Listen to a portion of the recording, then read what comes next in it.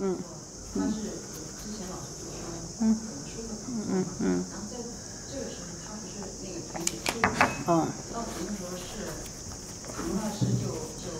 你疼到忍无可忍的时候，再忍一下，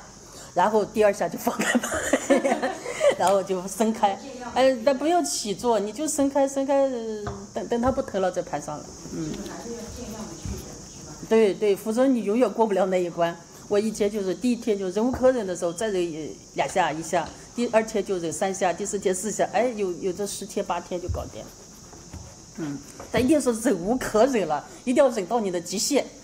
哎呀，实在疼的都打的汗珠都掉下来了，忍无可忍了。我再忍一下，我也没看表啊，就是数忍一下，1、2、3、4，哎，不行了，忍到3下不行了。第2天我一定要数到4下，第3天一定要数到5下，就这么忍过来。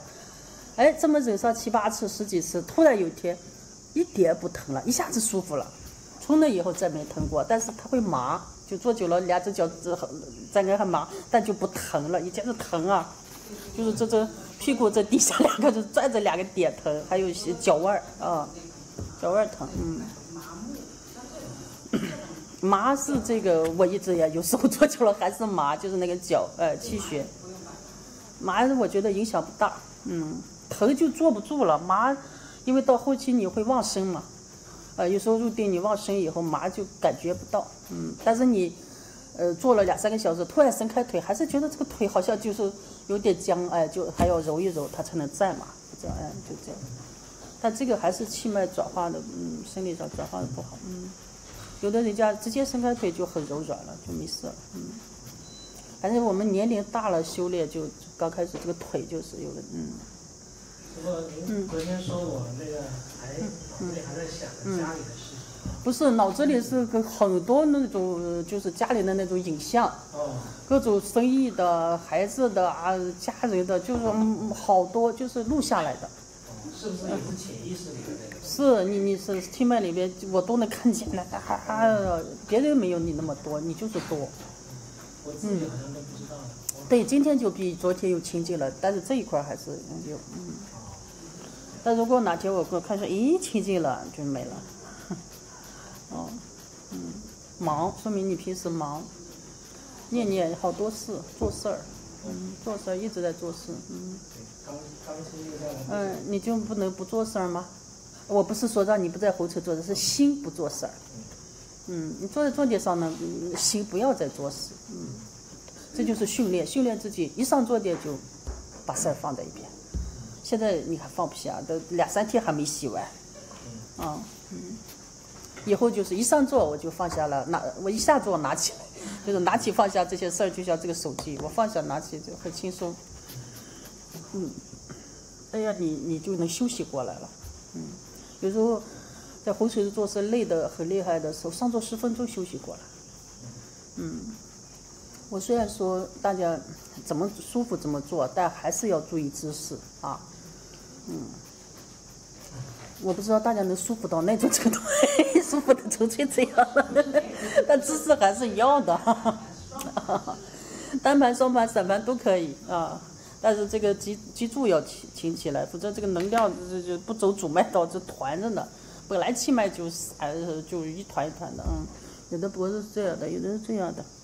这下巴一定要稍微微收，不能这样子啊，还有不能这样子，就要看把往前走。腰不能驼下，腰塌下来是有时候你腰这个力肾气虚了嘛，你不够了嘛，中年人到中年，你累了你就松下来，松一会儿可以，你自己或者是甚至捂着，休息一下，让它揉一下，但是等一会儿你就自然的再做，不能整做了2个小时全部是那样，肯定不是。那刚开始你就腰不累，那前10分钟你就这样的话，肯定不对呀，是吧？你说做到一半了累了，塌下我觉得很正常，但是觉照到休息过来就再这样嘛，还是要坚持的，坚韧不拔的毅力，坚持把姿势做好。实在散盘不行就单盘，单盘呢一定要记着换脚。我觉得因为长时间的这个一个脚在上，一个脚是多年以后你就知道会有一些影响的，对这个骨盆啊什么。就是今天这个你换脚散排就不用了，随便了，但还是我始终觉得双盘最好，双盘很稳，得定最快，双盘，但其他的也可以。当你修正到一定程度，我觉得什么牌也行，无所谓。但刚开始，这个莲花坐姿，这个得气最快，我发现，但是你要实在排不上，在那就排了2秒钟，呲牙咧嘴的，这也就算了。排了2秒钟，别说是不定了，纯粹在那嗷叫呢，那就算了，别双排了，是吧？哎，可以先陪10多分钟，然后再变成单盘这边来这样子做，也可以啊。如果不行，我一直是单盘，也没事，没有双盘的，也行。以前双盘也能做个20-30分钟，后来就算了，哎呀，因为后来就因为我做的时间久，就换腿换的麻烦，是有20-30分钟腿不舒服，一直单盘就一下子就做过去了。我觉得影响不大，虽然静坐是个工具，它不是最终的目的，但是静坐这一关要过，一定要做。我发现，对大部分修行人，要有坐垫上的功夫，或者跪也行，跪着，不是有个跪凳嘛？你们网上都能买的，有那跪凳啊，或者跪在那儿，后边有个凳子，跪坐。有很多老年人不是盘不上来，就跪坐，也可以的，也能静下来。他跪坐那个腰，他那个后边也挺直的，也不是，他是跪起来了是吧？他后边没有东西，可以也可以，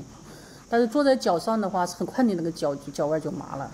你做不了2-3个小时。但是后边要放个跪凳，凳子，你坐在凳子上脚就会舒服。你的标准取标准，你们俩挺标准的，一直从始至终2个人都是人家就标准坐着了，他们俩，剩下的大家都是一会儿一个样。红光也行，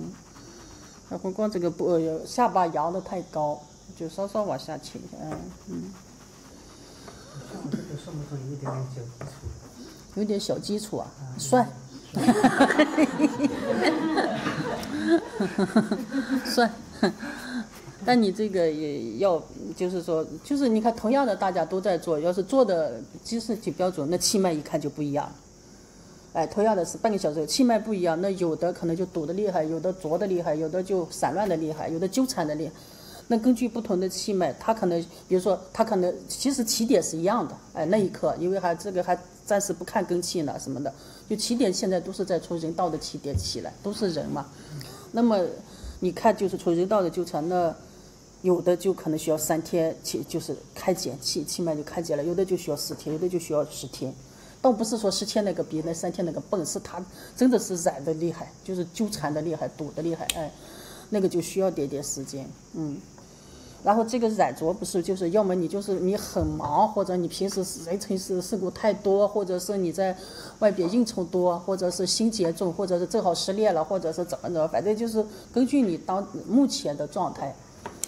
可能就分出了，就有的快有的慢一点。但这个与根气无关，也与聪明笨无关，就是与你在世俗法里边的执着执着较真，或者你经历的从小经历的东西，还有你的饮食习惯、你的习气，这些有关。现在还只是你看你们这一世的东西，基本上都是这一世的，就是这2件，就是这一世的东西在往出开显，它没有生生世世的东西冒出来，红根呢，你的能量，就是你注意在见地上逐渐的圆满。比如说，当你像坐在那儿，你很广大的时候，开始宽大的时候，那么你就应该注意一下，就是又怕又不宁。如果就是那个神很凝的时候，你就会凝在一点上或者一条线，就是很凝，这个是会寂灭过去。但是你要是很广大的时候，又容易散，知道吧？但这个就没有大小的分别。你头脑中慢慢的在知见上不断的去圆满，没有大没有小，这种分别，这个是真的是需要微细的去把握那个度，没有大小的时候，当你意识里面说没有大没有小的时候，你自然安住的那个点就是没有大小的。你不要说没大没小，这往哪住嘛？哎，他的气脉啥样，他就是那样的，不能说没大没小往哪弄的，啊，说既不是虚空，既不是有，你在哪？哎，他就在那儿，知道吧？哎，你要是说他在虚空里，他就会想象个虚空的相，然后住在虚空。